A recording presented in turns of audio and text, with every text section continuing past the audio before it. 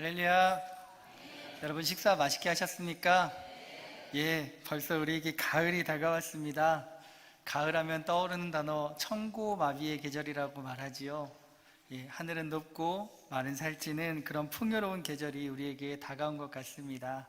얼마 전까지만 해도 아이고 이 더위가 언제 가나, 무슨 추석인데 이렇게 덥나, 이렇게 하면서 지내왔었는데 갑자기 우리에게 또 추위도 다가오고 또 이렇게 선선한 날씨 가운데 주님을 예배할 수 있어서 너무나도 감사하고 좋은 날인 것 같습니다.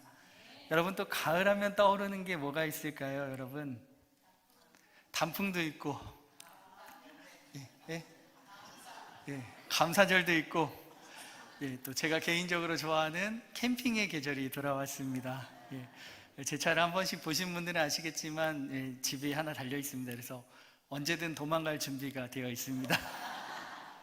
가서 펼치기만 하면 됩니다. 여러분, 이렇게 풍요로운 계절 가운데 우리는 살아가고 있습니다. 제 차를 바라보면서 아, 저 차도 맨날 짐을 지고 사는구나. 다른 차들은 평안히 다니고 있는데 제가 한 짐 이렇게 올려서 다니고 트렁크에도 가득 실어서 짐을 싣고 다니는 모습을 바라보면서 아, 우리 관리위원회와 어떤 말씀을 나눌까 고민하다가 맡기신 짐을 지는 자들이라는 말씀의 제목으로 오늘 말씀을 들고 나왔습니다. 베드로전서 2장 9절에 보면 오직 너희는 택하신 족속이요 왕같은 제사장이요 그의 소유된 백성이라라고 기록하고 있습니다. 여러분은 하나님께서 택하신 족속인 것을 믿으십니까? 아멘. 여러분, 우리는 왕같은 제사장이심을 시인하십니까? 그렇다면 그 무엇보다도 하나님의 소유된 백성임을 기억하실 수 있는 저와 여러분 되기를 소망합니다. 여러분, 우리는 왕같은 제사장입니다. 우리는 택하신 족속입니다. 하나님께 소유된 백성임을 기억하며 살아가실 수 있는 저와 여러분 되기를 소망합니다. 오늘 본문에 기록된 레위인은 모든 이스라엘의 장자를 대신하여서 택함받은 지파였습니다. 이스라엘의 모든 백성은 하나님의 소유였지만 특별히 레위인들은 모든 장자를 대표한 하나님의 대표로서 대속물로서 행해야 했다라는 것입니다. 그들은 여호와의 것으로 특별히 구별되었다라고 말씀 속에서 기록하고 있지요. 그래서 오늘 민수기 4장을 전체를 다 읽어야 하지만 시간 관계상 제 뒷부분만 읽어보았는데 오늘 민수기 4장을 전체적으로 바라보면 레위인들은 성결에 그 성결한 물뿌림으로 인하여서 몸과 의복이 깨끗이 받아야 했다라고 말하고 있습니다. 뿐만 아니라 레위인들은 자신의 몸에 난 모든 털을 깎아야 한다라고 말하고 있죠. 여러분, 이것은 그들의 내면뿐만 아니라 외적인 삶까지 구별된 모습을 보여주며 살아가야 했다라는 것을 보여주고 있습니다.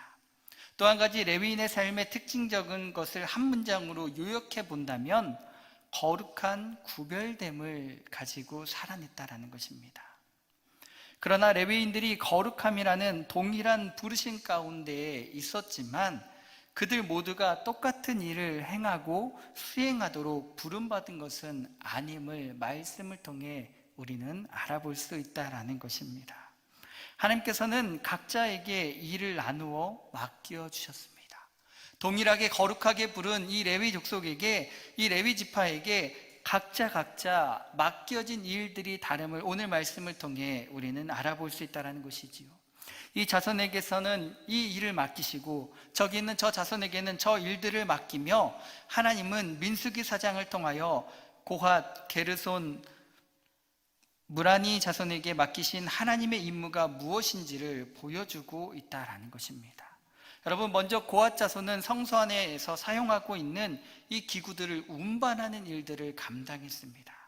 오늘 본문은 게르손 자손과 무라니 자손의 성막을 이동할 때 운반한 것들이 무엇인지에 대해 이야기하고 있는데요.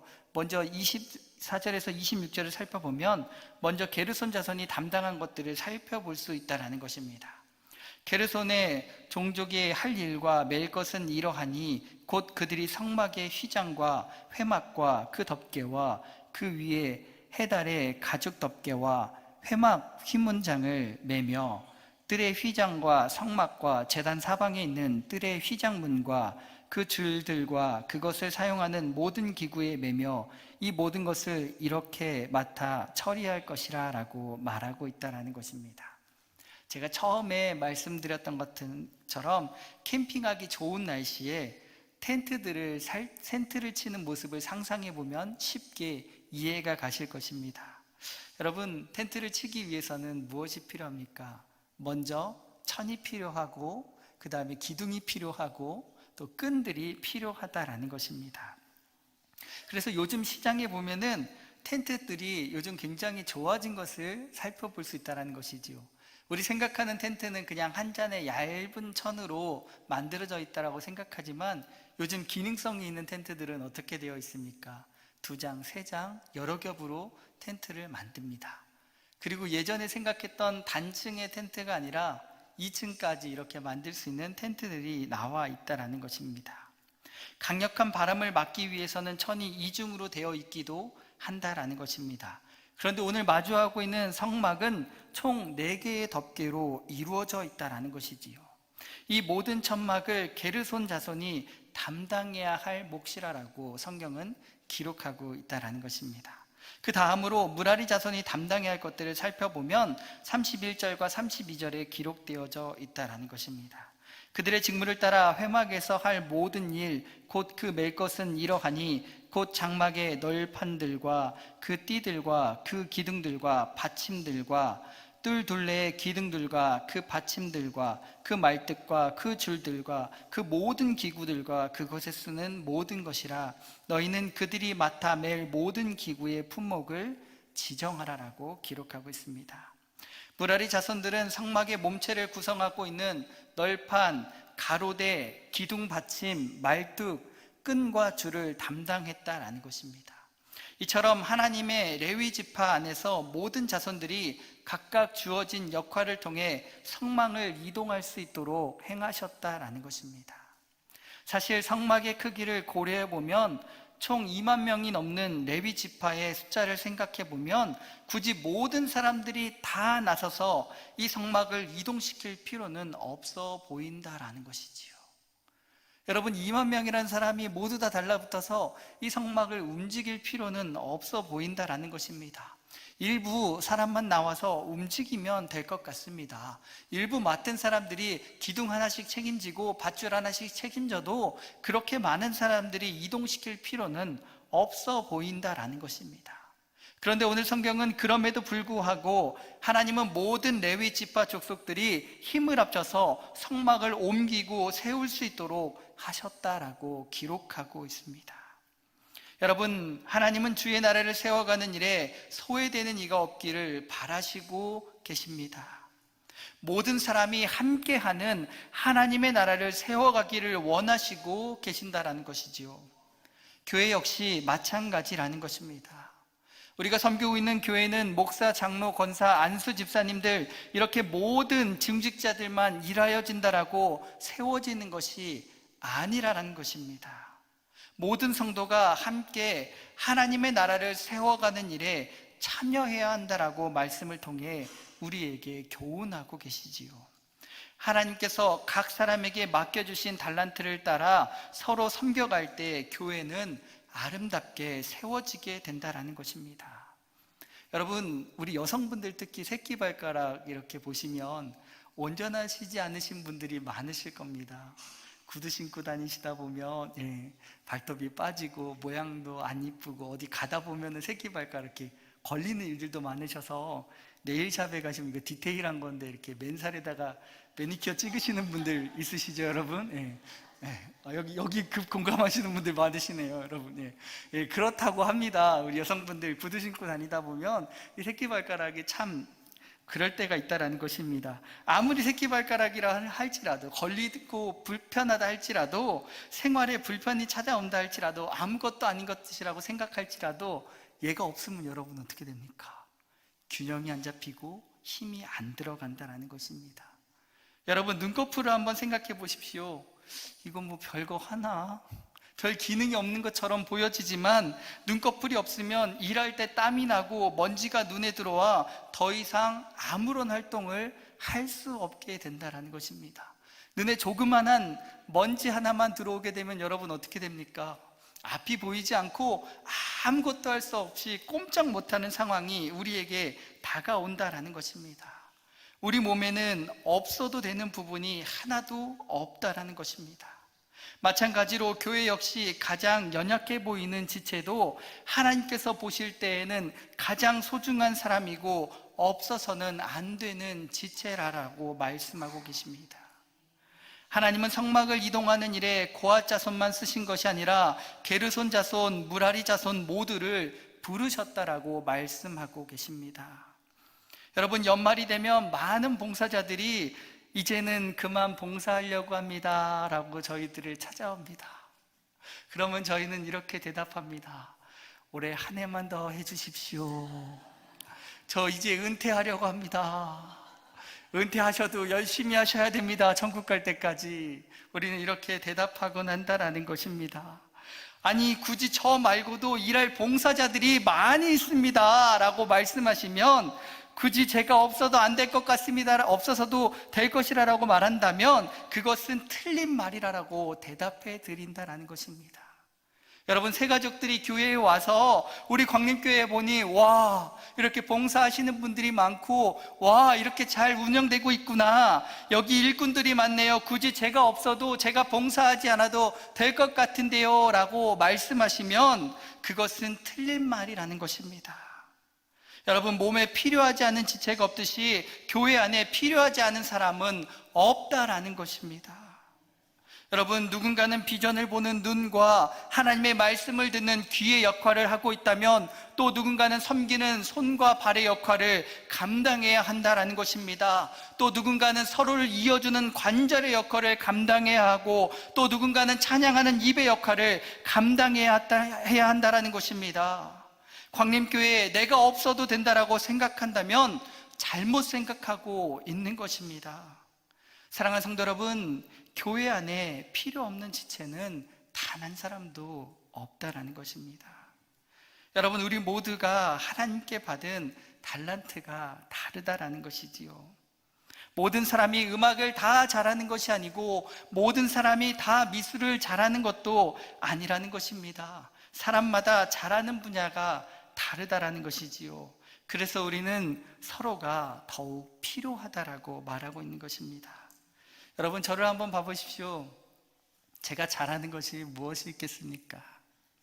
사실 제가 이 자리에 서는 것도 주님의 은혜이기에 감당하는 것이지 제가 이 자리에 설 수 있는 능력이 뭐가 있습니까? 여러분, 그런데 제가 다른 사역들을 감당하라고 저보고 많은 일들을 감당하라고 한다면 여러분, 제가 어떻게 감당할 수 있을까요?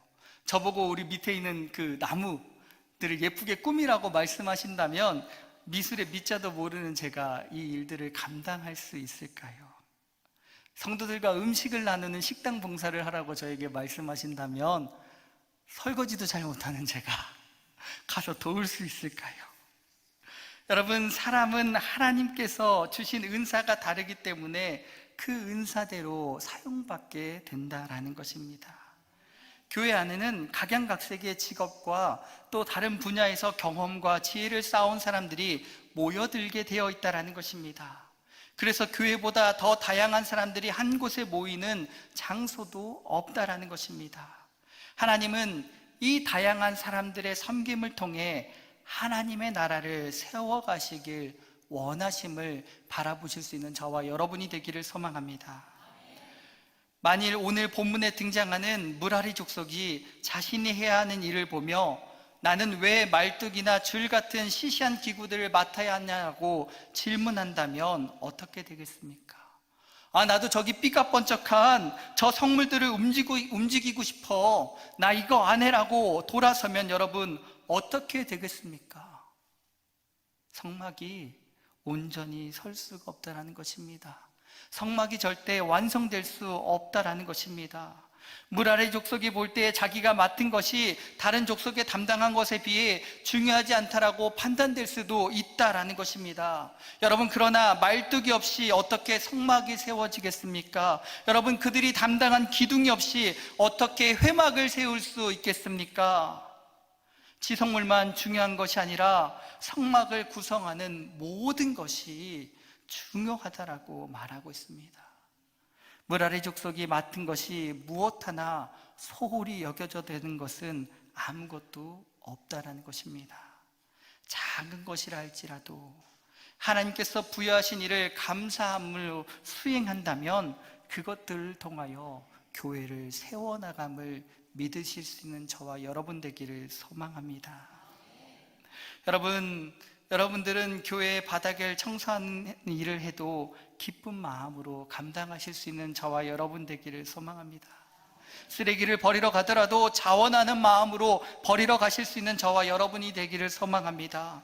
이런 여러분들의 섬김에 있기에 교회가 아름답게 세워져 감을 믿으실 수 있는 저와 여러분 되기를 소망합니다.